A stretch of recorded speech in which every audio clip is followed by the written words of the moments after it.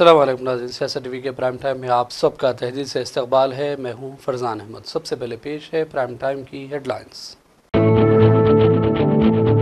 Chief minister Revanth Reddy आज रात 10 बजे दिल्ली से सिंगापुर के लिए होंगे रवाना। 20 जनवरी से डाउस का दौरा अहम। तेलंगाना में सरमाकारी के सिलसिले में पेशरफ्त का इम्कान। दिल्ली में जो कुछ तरक्की माजी में हुई वो सिर्फ कांग्रेस के दौरे हुकूमत में हुई। दिल्ली की आवाम केजरीवाल की जगह कांग्रेस का इंतखाब करें। चीफ मिनिस्टर तेलंगाना रेवंत रेड्डी की दिल्ली में प्रेस कॉन्फ्रेंस। तेलंगाना हुकूमत ने 4 नई स्कीमात के लिए मुस्तहिक अफराद की निशानदही का आगाज़ करने शुरू की तैयारियां।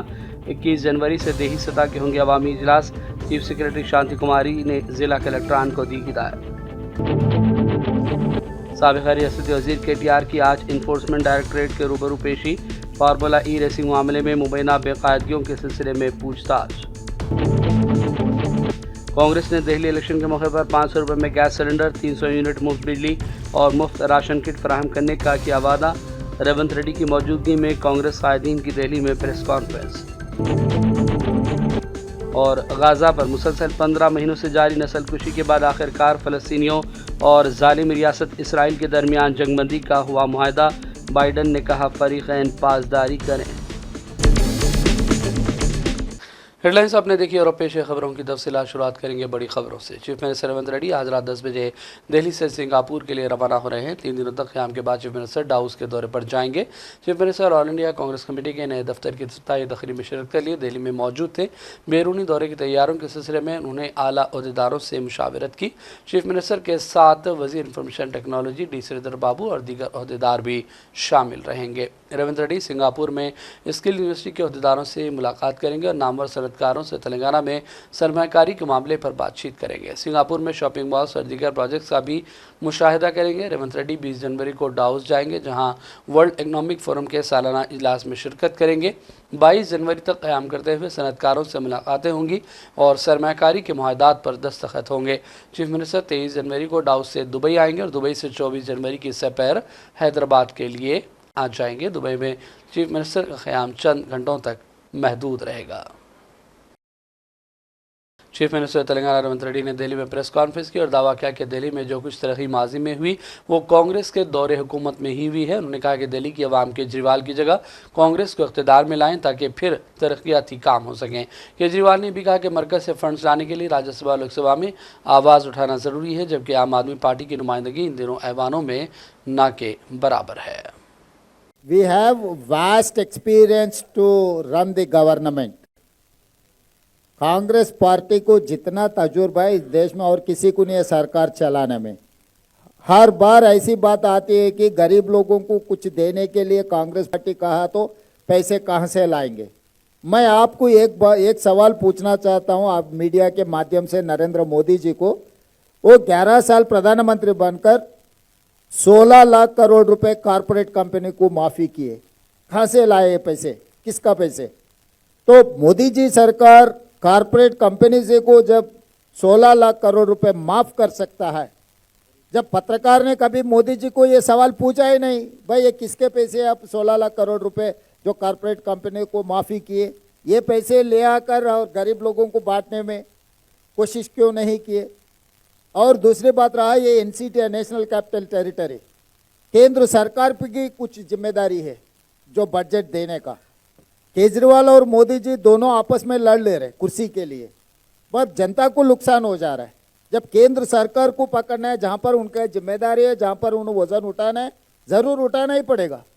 तो तब हम कांग्रेस पार्टी एक प्रेशर ग्रुप बना देंगे पार्लियामेंट में, क्योंकि 100 लोकसभा MP से कांग्रेस पार्टी को लोकसभा में 100 MPओ को हम लोग इस्तेमाल करेंगे कि मोदी के खिलाफ जब दिल्ली सरकार को जो पैसे मिलना है वो पैसे देने के लिए हम मजबूर कर देंगे मोदी जी को।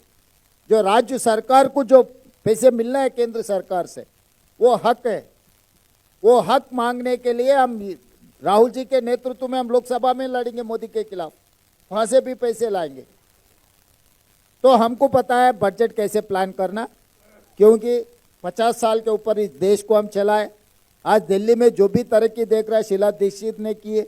जिस दिन हम मेट्रो लागू करने के लिए कहा कहाँ से लाएंगे पैसे, बोले रोड वाइडनिंग कहाँ से करेंगे। ये सब सारे बात हमेशा आते रहता है, मगर हर चीज़ को हम ध्यान में रख कर ये कैलकुलेशन किए। तेलंगाना में भी यही बात कहा। जिस दिन मैं शुरुआत किए थे तब कोई साथ में नहीं थे, तब बाई इलेक्शन में हमको डिपॉजिट भी नहीं मिल रहा था।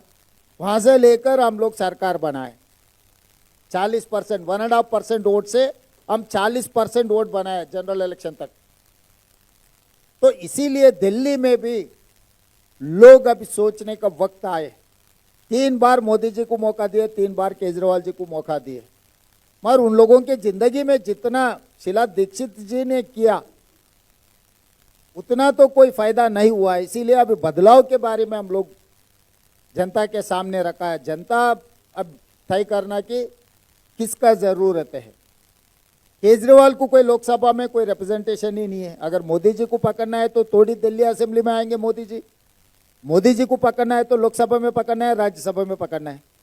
केजरीवाल जी का ताकत कितना है।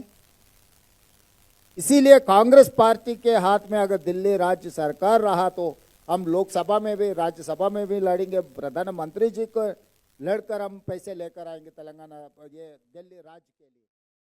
तेलंगाना हुकूमत ने 4 नई स्कीमात के लिए मुस्तहिक अफराद की निशानदही का अमल शुरू कर दिया है। इस सिलसिले में 21 जनवरी से ग्राम सभाएं यानी देही सतह के अवामी इजलास होंगे ताकि इस्तिफादा कुनिंदगान का इंतखाब किया जा सके। हिदायत तेलंगाना हुकूमत की चीफ सेक्रेटरी शांति कुमारी ने ज़िला के कलेक्टरान को दी हैं। उन्होंने वाज़ेह किया कि इन स्कीमों के इस्तिफादा कुनिंदगान का इंतखाब खदशात से बचते हुए शफाफियत के साथ होगा। उन्होंने कहा कि समन में देहातों में ग्राम सभाएँ जबकि शहरों और कस्बों में वार्ड सभा मुनक़िद होगी ताकि तमाम अहल अफराद की इंतखाबी अमल में शमूलियत मुमकिन हो। चीफ सेक्रेटरी ने इस बात पर भी जोर दिया कि ये स्कीमें रेतो भरोसा, राशन कार्ड की इजराई, इंद्रमा आत्मिया भरोसा और इंद्रमा हाउसिंग स्कीम के इस्तिफादा कुनिंदगान का इंतखाब करना अहम है। इस मकसद के लिए उन्होंने ज़िला कलेक्टरान के साथ टेली कॉन्फ्रेंस की और इस सिलसिले में उन्हें तफसीली हिदायत जारी की। इसके अलावा चीफ सेक्रेटरी ने बताया कि रेतु भरोसा स्कीम के तहत किसानों की ज़मीनों की तफसीलात को रेवेन्यू महकमे के ज़रिए ज़राअत के महकमे को भेजा जा चुका है ताकि इस स्कीम के फ़ायदे मुस्तहिक़ किसानों तक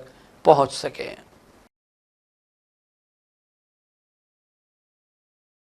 साबिक़ा रियासती वज़ीर KTR आज इन्फोर्समेंट डायरेक्टरेट के रूबरू पेश हुए। फार्मूला ई रेसिंग मामले में मुबैना बेकायदगियों के सिलसिले में पहले एंटी करप्शन ब्यूरो और अब ED के सामने KTR की हाजिरी भी। इस मौके पर सिक्योरिटी का सख्त बंदोबस्त किया गया था। KTR ने एक वकील को अपने साथ ED के दफ्तर में ले गए और उसके बाद शाम में पूछताछ मुकम्मल होने के बाद उन्होंने मीडिया से बातचीत की और कहा कि वो तहकीकात में अपनी जानिब से भरपूर ताउन करेंगे। वो अरेस्ट हो गए तो इवेंचुअली मेरे को अरेस्ट करने का है। उन पे ED केस हो गया तो मेरे पे भी ED केस करना था।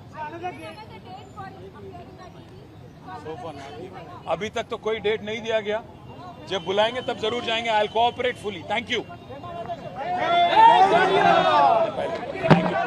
BRS लीडर डी शरावत ने दावा किया कि KTR बेकसूर है और वो जांच में मुकम्मल ताउन कर रहे हैं। उन्होंने कहा कि एंटी करप्शन ब्यूरो के साथ भी KTR ने ताउन किया और ED के साथ भी वो ताउन कर रहे हैं और उन्होंने यकीन जाहिर किया कि KTR इस मामले में बेकसूर साबित होंगे। An open fact that it is a false case. Despite knowing that it is a false case, KTR has cooperated already with the ACB and is again today cooperating with the ED. Unfortunately, ACB, that means the state government, ED, that means the government of India, both of them have colluded to suppress the democratic voice of Mr. KTR in Telangana. However, we will fight against the tyranny of Mr. Revanth Reddy. We will also fight against the tyranny of the government of India. However, they hand in glove, collude and then try to suppress the democratic voices. We will certainly fight against Revanth Reddy and then fight on behalf of the farmers and employees. We will not stop questioning. Today, it's a very clear case that it is a case of vendetta, case of suppression, violation of the fundamental rights. There is no case, there is no fraud. Money has been transferred by a bank and money exists in a foreign account. It's been admitted by the foreign the agency that the money has been received. It exists with us. Despite, a false case has been filed. It's only a vendetta. What is unfortunate is Rahul Gandhi in Delhi, holding the Indian Constitution, copy of the Indian Constitution, talks about democracy, talks about constitutional values. But in Telangana, his own henchman Revanth Reddy is scuttling the Indian Constitution, scuttling the democratic rights. He is indulging in vendetta politics, but Rahul Gandhi does not talk about it. What kind of hypocrisy is this? I don't understand. In Delhi, he wants to protect the Constitution, but in Telangana, they want to suppress the Indian Constitution. They want to suppress the democratic rights. They want to use the vendetta politics, weaponize the Enforcement Directorate weaponize the ACB and then suppress the opposition. This is very, very, very uncalled for and undemocratic. But we will not stop fighting. We fought for Telangana. We fought for our rights, and today also we fight on behalf. We will certainly fight on behalf of the farmers, unemployed, and the people of this country, whatever may be the kind of suppression that they. CM Revanth Reddy के अपने हलके में Congress party से BRS party में कई कारकुनों के शामिल होने की इत्तला है। कोडंगर हलके के दौलाबाद इलाके में साबिक बीआरएस एमएलए पट्टनम नरेंद्र रेड्डी की मौजूदगी में कांग्रेस पार्टी से बीआरएस में शामिल होने वाले कायदीन और कारकुनों का पार्टी में शानदार इस्तकबाल किया गया और उन्हें पार्टी का खंडवा पहनाया गया।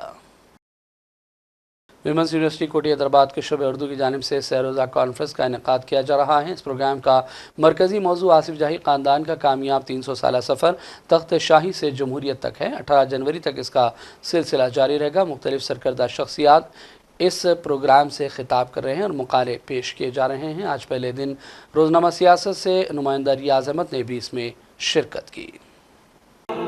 मौलवी अब्दुल हक को दी और कहा कि आपको ये इंतजाम करना है कि उन्हें कन्विंस करो कि उर्दू चूँकि मदर टंग की बहुत ज़्यादा इम्पोर्टेंस होती है वो कायम की जाए। तो बहरहाल सर राज मसूद यहाँ पर इसी दरबार हाल के बाहर आए, वहाँ पर ब्रिटिश रेसिडेंट अपने 2 बच्चों के साथ खेल रहे थे, तो उन्होंने कुछ नहीं किया। उनसे ये नहीं कहा कि आप उर्दू यूनिवर्सिटी कायम करो, उन्होंने सिर्फ बच्चों से इंग्लिश के बजाय फ्रेंच में बात शुरू कर दी। तो ब्रिटिश रेसिडेंट ने हैरत का इजहार करते हुए कहा कि सर राज मसूद आप क्या कर रहे हो, ये तो बच्चे हैं और ये तो अंग्रेज के बच्चे हैं और इंग्लिश में बात कीजिए, फ्रेंच क्या समझेंगे। तो उन्होंने कहा कि मैंने आपको यही कहना चाह रहा था कि यहाँ उर्दू वाले हैं तो उर्दू यूनिवर्सिटी कायम कीजिए। तब दुनिया की पहली उर्दू यूनिवर्सिटी यानी उस्मानिया यूनिवर्सिटी कायम हुई। ये बहुत अहम बात। और एक बात बताता हूँ, मैं उर्दू निज़ाम नवामीर उस्मान अली खां बहादुर हो या मुझे महबूब अली खां बहादुर हो, उनकी एक बहुत अहम बात बताता हूँ। Primarily because of the rulers who fostered the academic environment. They invited scholars from Persia, they invited academics from all over the country to run the administration, and so Hyderabad became a truly cosmopolitan city many 4 centuries. So it is that cosmopolitan environment which continues to propel the growth of Hyderabad. And I think in this growth story, everybody who has been a part of Hyderabad's history must have an opportunity. And how do we create that opportunity? Because the access to opportunity today comes from either education or skilling. There is no other shortcut. Of course, there is a shortcut for politics, but that's a very short-lived opportunity. So, we know that the Indian economy is growing. We know that there are new domains that are emerging. దేవాలయంలో మీలాంటి పెద్దల రత్నకారి సహాయ సహకారం కావాలి, మీలాంటి పెద్దవాళ్ళ సహాయం కూడా మాకు కావాలి సార్. అందుకని మిమ్మల్ని మీలో ఈ వేదిక నుంచి నేను మిమ్మల్ని కోరుకుంటున్నాను. It is an honour and privilege to be part of this event. చాలా సంతోషంగా ఉంది ఈ ఈవెంట్లో పాల్గొంటున్నందుకు. నేను గత 25 ఏళ్ల నుంచి ఆంధ్రుల చరిత్ర సంస్కృతి అంటే అసౌజాయిల గురించి అందరి గురించి Andhradesam. I have mentioned on this event, most of the 9th democratically recognized Nizam, this should actually be first democratic Nizam and 9th Nizam of the Asidai dynasty, in which dynasty means royal family. This is the only possibility with Nizam of Hyderabad becoming fiction.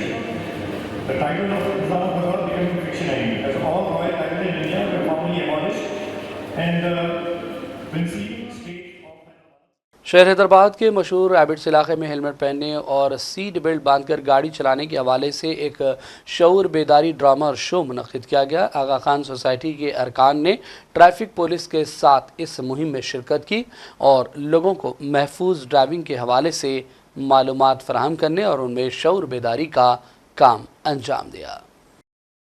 और बढ़ते हैं चंद अहम कौमी और आलमी खबरों की जानिब। कांग्रेस ने दिल्ली में इलेक्शन से कबल 500 रुपये में गैस सिलेंडर, 300 यूनिट मुफ्त बिजली और मुफ्त राशन किट फराहम करने का वादा किया। खवातीन पर महंगाई के असरात को कम करने के लिए महंगाई मुक्ति योजना का ऐलान किया। दिल्ली असेंबली इलेक्शन के सिलसिले में कांग्रेस ने ऐलानात करते हुए आवाम से सहूलतें फराहम करने के वादे किए हैं, जबकि इससे कबल कांग्रेस ने खवातीन और नौजवानों के लिए कई ऐलानात किए थे। कांग्रेस कायदीन ने कहा कि 10 सालों में महंगाई ने गरीब खानदानों की ज़िंदगी मुश्किल बना दी है। ये इक़दाम ख़वातीन को घरेलू मसाइल से आज़ाद करके बच्चों की तालीम और ख़ानदान की तरक्की पर तवज्जो देने का मौका फराहम करेंगे। रेवंत रेड्डी की मौजूदगी में दिल्ली में कांग्रेस कायदीन ने प्रेस कॉन्फ्रेंस से खिताब किया। आज हमारे बीच में माननीय रेवंत रेड्डी जी, जो तेलंगाना के मुख्यमंत्री भी हैं, हमारे बीच में हैं। अपना एक्सपीरियंस शेयर किया कि 13 महीने की जो सरकार थी तेलंगाना में, जो उम्मीदें कांग्रेस से की गई थी, जो वादे कांग्रेस ने तेलंगाना की जनता के साथ किया था, आज 13 महीने के अंदर ना सिर्फ उन सभी वादों को पूरा किया गया, बल्कि बेहतर सरकार चलाने में माननीय रेवंत जी कामयाब हुए। हमारी स्पेशल रिक्वेस्ट पर माननीय रेवंत जी यहाँ पहुँचे, मैं इनका धन्यवाद करता हूँ। और धन्यवाद करना चाहता हूँ काजी निज़ामुद्दीन साहब का, जो संगठन के साथ साथ हमारे पूरे चुनाव को बहुत बेहतर तरीके से हमारी मदद के लिए पिछले 2 महीने से लगातार दिल्ली में हमारे साथ खड़े हैं। धन्यवाद करता हूँ रेवेन्यू मिनिस्टर साहब का, हमारे भाई दानिश जी का जो सेक्रेटरी हैं, हमारे एमपीज़ हैं, सेक्रेटरी एआईसीसी सभी यहाँ पर पहुँचे, उसके लिए बहुत धन्यवाद। मैं चंद बातें ज़रूर, क्योंकि दिल्ली की न्याय यात्रा का चर्चा भाई काजी निज़ामुद्दीन ने किया, और इसके तहत हमने भारत जोड़ो यात्रा से माननीय राहुल गांधी जी की जो यात्रा थी कन्याकुमारी से कश्मीर तक की, उससे प्रेरणा लेते हुए हमने 1 महीने की दिल्ली यात्रा का आयोजन किया और दिल्ली के हर गली नुक्कड़ और कोने तक पहुंचने का हमने काम किया। लोगों के दुखों को जाना, लोगों की परेशानियों को जाना, और कहीं ना कहीं उसी का नतीजा है कि ये जो 5 गारंटीज़, जिसमें मुख्य महिलाओं के लिए 2500 रुपये प्रति महीने की DK शिव कुमार जी आए, उन्होंने अपने स्टेट में लागू की थी, उन्होंने यहाँ पर इसका अनाउंसमेंट किया। जीवन रक्षा योजना, जिसके तहत हम 25 लाख रुपया का इंश्योरेंस हर उस दिल्ली के नागरिक को देंगे जो पहली साथ। कांग्रेस तर्जुमान पवन खेड़ा ने कहा है कि दिल्ली की तरक्की चाहते हैं तो अवाम कांग्रेस को वोट दें। उन्होंने कहा कि कांग्रेस का मुकाबला आम आदमी पार्टी से है, तीसरा कोई मैदान में नहीं है। उन्होंने कहा कि इंडिया इत्तेहाद कौमी सतह पर मुकाबले के लिए तश्कील दिया गया है। बड़ा सीधा सीधा कॉन्टेस्ट है। लोगों ने मन बना लिया है कि बदला लेना है, पिछले 10 साल के धोखे का बदला लेना है। और जिस तरह से शीला जी के लिए इन्होंने अपशब्दों का इस्तेमाल किया था, दुष्प्रचार किया था, वो दुष्प्रचार अब एक्सपोज हो चुका है। तो पूरी दिल्ली चाहती है बदला लेना। परवेज वर्मा के खिलाफ भी FIR दर्ज हुई है इस बार, क्योंकि उन्होंने इलेक्शन कमीशन ने भी उसका संज्ञान लिया। हमारी लड़ाई सीधा सीधा आम आदमी पार्टी से है, हम उसमें जीत रहे हैं, बाकी कोई तीसरा है नहीं इस लड़ाई में। हरदीप पुरी ने कहा है जिस तरीके से केजरीवाल ने काफी झूठ बोले हैं, कांग्रेस पे भी काफी आरोप लगाए। देखिए, सिर्फ शीला जी के लिए झूठ बोला वो तो है ही, इस शहर के एक एक नागरिक के साथ धोखा हुआ है, उन सबके साथ झूठ बोला गया है। कहा मैं कभी राजनीति में नहीं आऊंगा, बड़ी कोठी में नहीं रहूंगा, बड़ी गाड़ी में नहीं जाऊंगा, सिक्योरिटी नहीं लूंगा। आपके सामने है शीश महल, आपके सामने है कैसे कॉन्वॉय जाता है गाड़ियों का। ये भूतपूर्व मुख्यमंत्री है और ये आइंदा कभी मुख्यमंत्री नहीं बन सकता। सर, एक पॉलिटिकल क्वेश्चन ये था कि जिस तरीके से अभी हिंडनबर्ग का भी उन्होंने अपने ऑपरेशन बंद करे हैं, आप कहते हैं हिंडनबर्ग ने अपने ऑपरेशन बंद करे, हमारा हमें क्या मतलब उससे? कोई अपनी दुकान चलाए, कोई बंद करे, उससे हमारा क्या?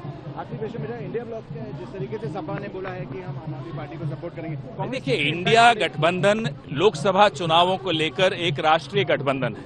अलग अलग राज्यों की स्थितियां अलग अलग हैं। जिस राज्य में हमारी राज्य की इकाई कहेगी कि हम अकेला लड़ेंगे, हम लड़ेंगे, उसमें क्या दिक्कत है? पवन सर, फाइनल क्वेश्चन, कितनी सीटें कांग्रेस को इस बार के चुनाव में? सरकार बनाने के लिए जितनी चाहिए हैं उससे 5 ज्यादा। और फ़लस्तीन से अहम खबर, गजा पट्टी पर मुसलसल 15 महीनों से जारी नस्लकुशी और इसराइली नंगी जारियत के बाद आखिरकार फ़लस्तीनी और इसराइल के दरमियान जंगबंदी का मुआहदा हो गया। क़तर के वज़ीर आज़म ने इसका बाकायदा ऐलान किया। गजा में फ़लस्तीनी मज़ाहमती धड़ों और ख़ाब इसराइल के दरमियान 15 महीने की जंग के बाद ये मुआहदा हो सका है। इस दौरान अमरीका के सदर जो बाइडन ने प्रेस कॉन्फ्रेंस में कहा कि फ़रीक़ैन के दरमियान जंगबंदी की सालिसी कराने वाले तीनों ममालिक मुआहदे की शराइत और उसके मुकम्मल नफाज को यकीनी बनाने के लिए मिलकर काम करेंगे। उन्होंने फ़रीक़ैन से इस जंगबंदी मुआहदे पर अमलावरी का मुतालबा किया। The hostages return home to their families. The elements of this deal were what I laid out in detail this past May, which was embraced by countries around the world and endorsed overwhelmingly by the UN Security Council. The deal is structured in 3 phases. Phase 1 will last 6 weeks. It includes a full and complete ceasefire, withdrawal of Israeli forces from all the populated areas of Gaza, and the release of a number of hostages held by Hamas, including women and elderly and the wounded. And I'm proud to say Americans will be part of that hostage release in Phase 1 as well. And the Vice President and I cannot wait to welcome them home. In exchange, Israel released hundreds of Palestinian prisoners. And during Phase 1, the Palestinians can also return to their neighborhoods in all the areas of Gaza. You know, during the next 6 weeks, Israel will negotiate the necessary arrangements to get Phase 2, which is a permanent end of the war. Let me say it again, a permanent end of the war.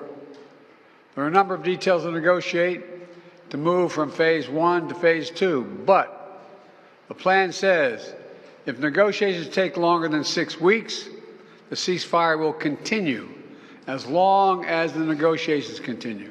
Then Hezbollah, another of Hamas's strongest backers, was significantly weakened on the battlefield, and its leadership was destroyed. With our support, Israel negotiated a ceasefire with them, and after that, Lebanon finally elected a new president who's not beholden to Hezbollah, and he can begin a new chapter for the Lebanese people. I'd also note this deal was developed and negotiated under my administration, but its terms will be implemented for the most part by the next administration. और इस दौरान जालिम Israeli फ़ौज ने मुसलसल Gaza में नस्लकुशी का irtikab जारी रखा है। दर्जनों फ़िज़ाई हमले किए और आम शहरियों का कत्ल आम किया गया है। इस दौरान आलमी बरादरी के दबाव पर सहयूनी रियासत ने गाज़ा में जंगबंदी के मुआहदे से इत्तेफाक तो कर लिया, लेकिन सिर्फ जुमेरात के दिन मुख्तलिफ इलाकों में हमलों और पुरतशद्दुद गोलाबारी का सिलसिला जारी रखा गया। इस दौरान काबिज़ फ़ौज ने घरों, बेघर अफराद के पनाहगाहों और सड़कों को भी निशाना बनाया, जिसमें मुतादिद अफराद शहीद और ज़ख्मी हुए। तिब्बी ज़राए ने इत्तला दी कि आज सुबह से शुमाली गज़ा पर इसराइली हमलों में लगभग 50 फ़लस्तीनी शहीद हुए हैं। बॉलीवुड अदाकार सैफ अली खान पर गुज़िश्ता रात उनके घर पर बदमाशों ने हमला किया है। ये वाक़या मुंबई के मांद्रा में वाक़ उनके घर पर पेश आया। इस बार सैफ की बदमाशों से लड़ाई हुई। बदमाशों ने सैफ पर चाकू से हमला किया, जिससे उनके बाजू रीढ़ की हड्डी को शदीद चोटें आई। मुंबई के लीलावती अस्पताल में उनकी कामयाब सर्जरी हुई। मुंबई पुलिस ने तहक़ीक़ात के लिए पुलिस की 15 टीमें तश्कील दी हैं। इनमें मुंबई पुलिस की क्राइम ब्रांच की 8 टीमें, मुंबई पुलिस की 7 टीमें शामिल हैं। इनमें से एक टीम को मुंबई से बाहर भी भेजा गया। रियासती हुकूमत ने कहा कि हमलावारों को जल्द पकड़ा जाएगा, जबकि डीसीपी जोन 9 डिक्सिट गेदाम ने मीडिया से बातचीत करते हुए इस हवाले से तफसील से आगाह किया। Mr. Saif Ali Khan was admitted in the morning at 2 a.m. at Leelavati Hospital with alleged history of assault by some unknown person. At 2 a.m. he sustained major injury to the thoracic spinal cord due to lodged knife in the spine.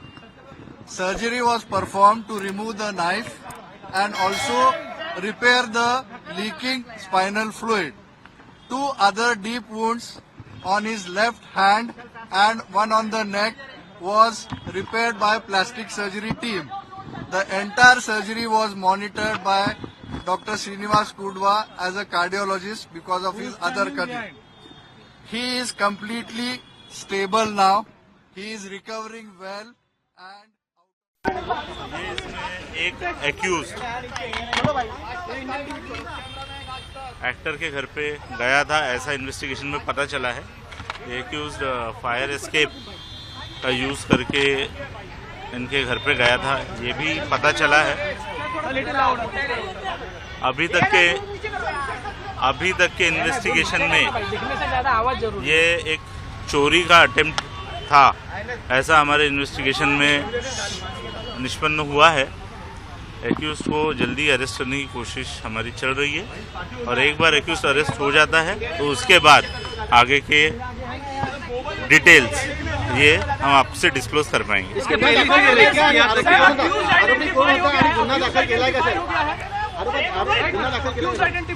एक accused identify हो चुका है, उसने staircase का use किया था, ये पता चला है। उस एक्यूज को अरेस्ट करने के लिए टीम्स फील्ड पर है।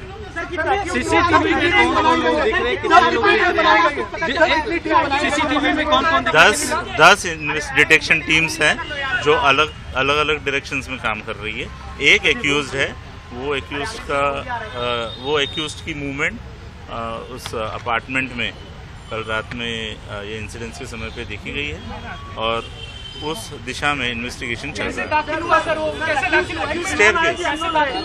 स्टेयरकेस मराठी संघ गुन्हा दाखल झालाय का?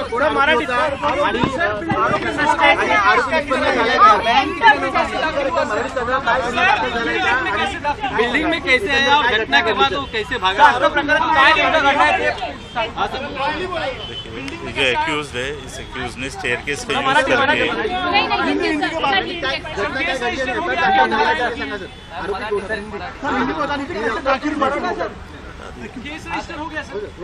ऑफेंस रजिस्टर हो चुका है बैंड्रा पुलिस स्टेशन में।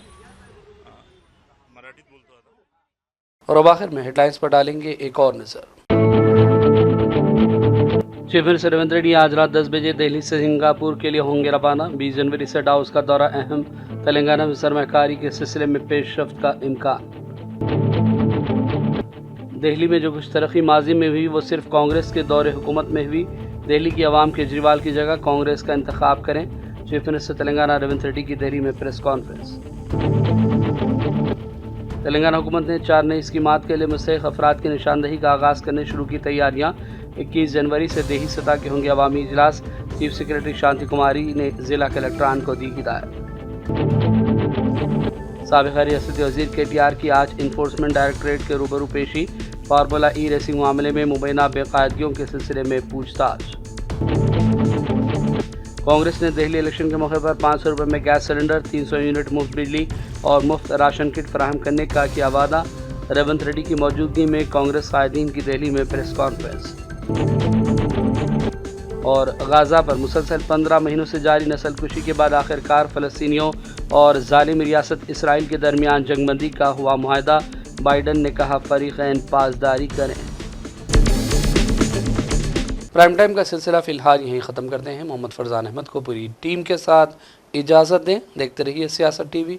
अल्लाह हाफ़िज़।